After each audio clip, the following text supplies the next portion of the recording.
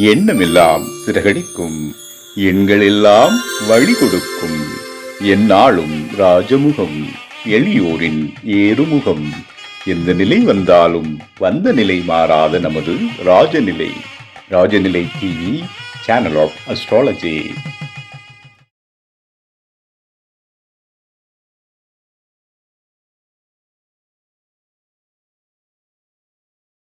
குரு பிரம்மா குரு விஷ்ணு குரு தேவோ மகேஸ்வரக குரு சாட்சாத் பரபிரம்மம் தஸ்மை ஸ்ரீ குருவே நமக.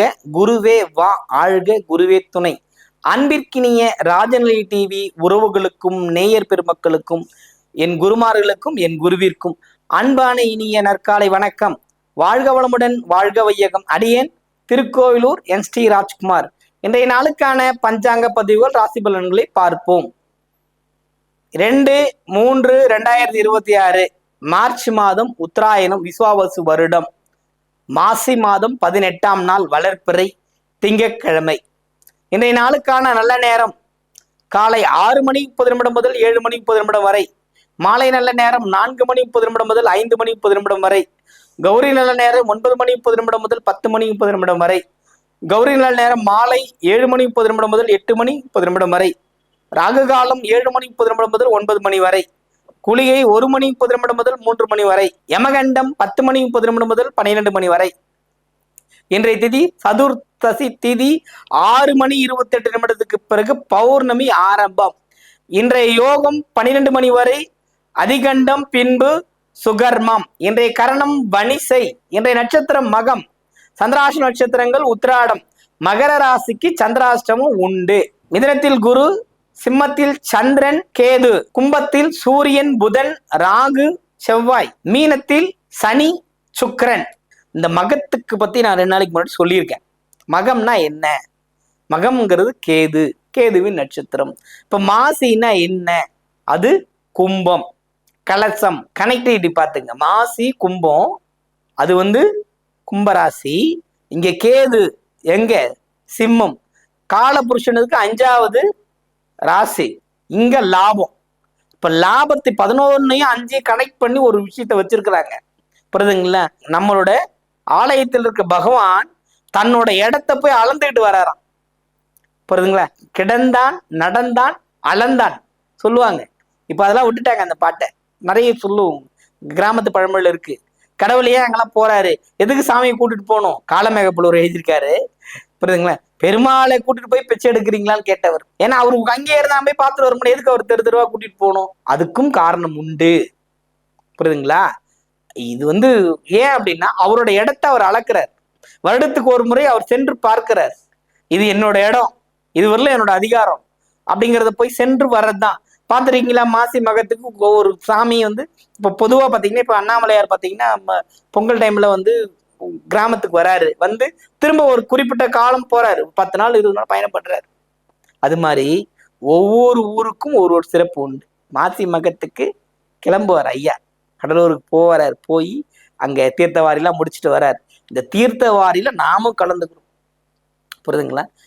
ஒரு துளி நீர், ஒரு துளி அமுது நமக்கு கிடைச்சா எவ்வளவு பெரிய விஷயம். அதனால இந்த மாசி மகத்துக்கு பயன்படுத்துங்க. எப்படியும் போயிட்டு வந்துருங்க. வாய்ப்பு உண்டு இல்ல? கிடைச்ச வாய்ப்பை கிடைச்சது மாதிரி பயன்படுத்திட்டா வெற்றி உண்டு. அதனால் இந்த மாசி மகத்தை பயன்படுத்தி கொள்ளுங்கள். சரி, நம்ம ராசி பலனுக்கு போகுங்களா?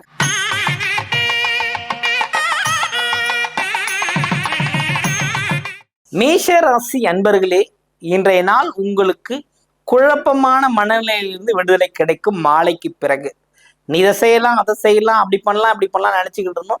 எதுவும் நடக்கல, சும்மா இருக்கிற மாதிரி தான் தோணும். அதுவும் வாரத்தின் முதல் நாள். இத்தனையும் தாண்டி தான் நீங்க இன்னைக்கு பணியை செய்ய போறீங்க.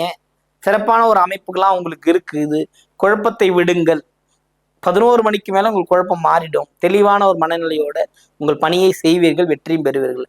அஸ்வினி பரணி ஓகே, கிருத்திகை மட்டும் சற்று குழப்பங்கள் நீங்காது. மாலைக்கு பிறகு சரியாயிடும். இன்றைய நாள் பொதுவாகவே மேஷத்துக்கு இன்னைக்கு குழப்பமா இருக்கும். அவ்வளவுதான் பலன். இன்றைய பலனே உங்களுக்கு அவ்வளவுதான். கொஞ்சம் கவனமா இருக்கிறது சிறப்பை தரும்.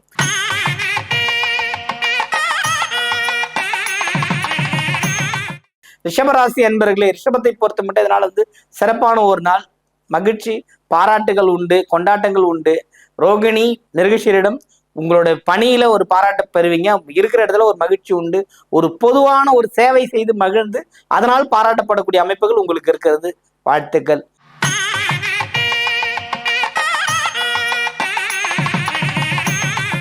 மிதுன ராசி என்பவர்களை மிதுனத்தை பொறுத்த மட்டும் இதனால போட்டி பந்தயங்களில் கலந்து கொண்டு வெற்றி பெறக்கூடிய அமைப்பு.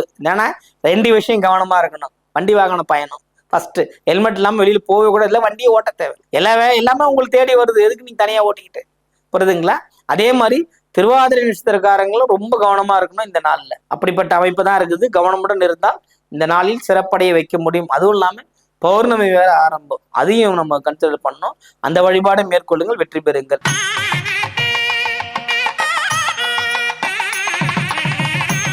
கடகராசி அன்பர்களே, கடகத்தை பொறுத்த மட்டும் இதனால் சிறப்பான நாள். மகிழ்ச்சிகள் உண்டு, கொண்டாட்டங்கள் உண்டு, நற்செயல்கள் செய்து மகிழ்வீர்கள். ஒரு பெருமாளுக்கு ஒரு சேவை செய்யறவங்களுக்கு ஒரு விஷயத்தை கொடுப்பீங்க. அந்த அளவுக்கு ஒரு பாக்கியங்கள் செய்யக்கூடிய அமைப்பெல்லாம் உங்களுக்கு இருக்கிறது. வாழ்த்துக்கள், வெற்றிகள்.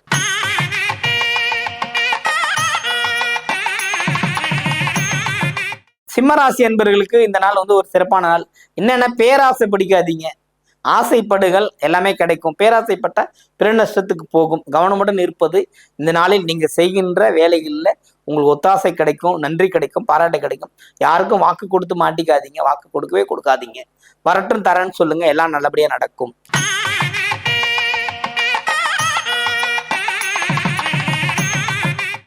கன்னிராசி அன்பர்களுக்கு இந்த நாள் சிறப்பான நாள். மகிழ்ச்சிகள் உண்டு, கொண்டாட்டங்கள் உண்டு. பொறுமை உங்களுக்கு பெருமையை தூக்கி கொடுங்க. அந்த நாள் ரொம்ப அற்புதமான ஒரு நாளுங்க.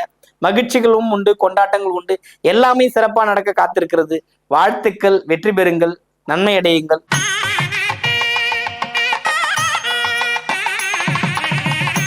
துலாம் ராசி என்பர்களே, இந்த நாள் ஒரு சிறப்பான நாள். இந்த நாள்ல எண்ணிலடங்கா நன்மைகள் நடக்கும். ரொம்ப ஒரு பெரிய ஹைலைட்டான ஒரு நாள் இந்த நாள் உங்களுக்கு, புரியுதுங்களா? சுவாதிக்கும் விசாகத்துக்கும் ரொம்ப ஒரு ஏற்றங்கள் உண்டு. எக்ஸாம்ஸ் ஏதாவது எழுதணும்னு போனீங்கன்னா நல்ல ஒரு ஸ்கோர் பண்ணுவீங்க. வெற்றி விளையாட்டுல நிறைய ஒரு பாக்கியங்கள் கிடைக்க காத்திருக்கிறதுனால ஒரு சிறப்பான நாள். வாழ்த்துக்கள்.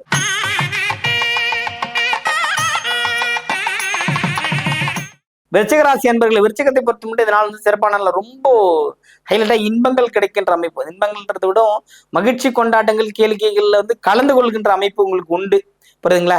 ஏதாவது ஒரு புனித ஸ்தலம், புனித யாத்திரை, புனித பயணம் இந்த மாதிரிலாம் போயிட்டு வர்றதுக்கான வாய்ப்பு விருச்சிகத்திற்கு இன்று இருக்கிறது. பயன்படுத்திக் கொள்ளுங்கள்.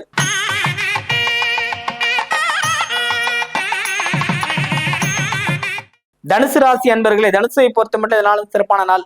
மகிழ்ச்சிகள் உண்டு, கொண்டாட்டங்கள் உண்டு. இந்த நாள்ல எல்லா விதமான நன்மைகளும் நடக்க காத்திருக்கிறது. அதனால இந்த நாளை சாதாரணமா எடுத்துக்காதீங்க, பயன்படுத்துங்க. வெற்றி உண்டு, ஏற்றம் உண்டு, எல்லா வகையிலும் மாற்றங்களும் உண்டு. வாழ்த்துக்கள்.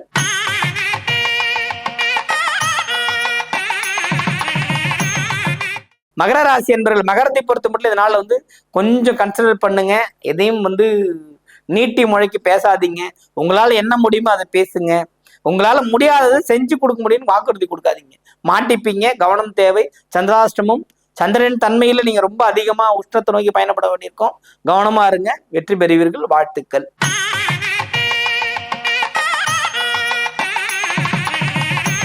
கும்பராசி என்பர்களே, கும்பத்தை பொறுத்த மட்டும் 5 கிரக சேர்க்கையிலிருந்து இப்ப 4 கிரக சேர்க்கையா இருக்கு.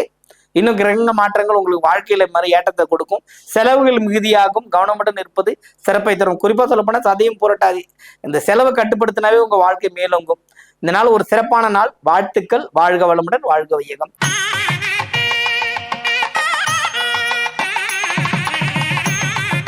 மீனராசி என்பவர்களுக்கு இந்த நாள் சிறப்பான நாள். சனி சுக்கிரன் சேர்க்கை. பொருளாதாரம் தேவை, பொருளாதாரம் வரும். நிதான போக்கு கடைபிடிக்கணும், அவசரப்படவே கூடாது. இன்னைக்கு எடுத்தங்கவுத்தன்னு எந்த முடிவு எடுக்காதீங்க. ஒரு நாள் தாமதப்பட்டால் முடிவு எடுங்கள். உங்கள் வாழ்க்கை மாறும். வாழ்க்கை பயணத்தில் நீங்க வெற்றி பெறுவீர்கள். இந்த நாள் ஒரு சிறப்பான நாளாக இருக்கும். வாழ்த்துக்கள். வாழ்க வளமுடன், வாழ்க வையகம்.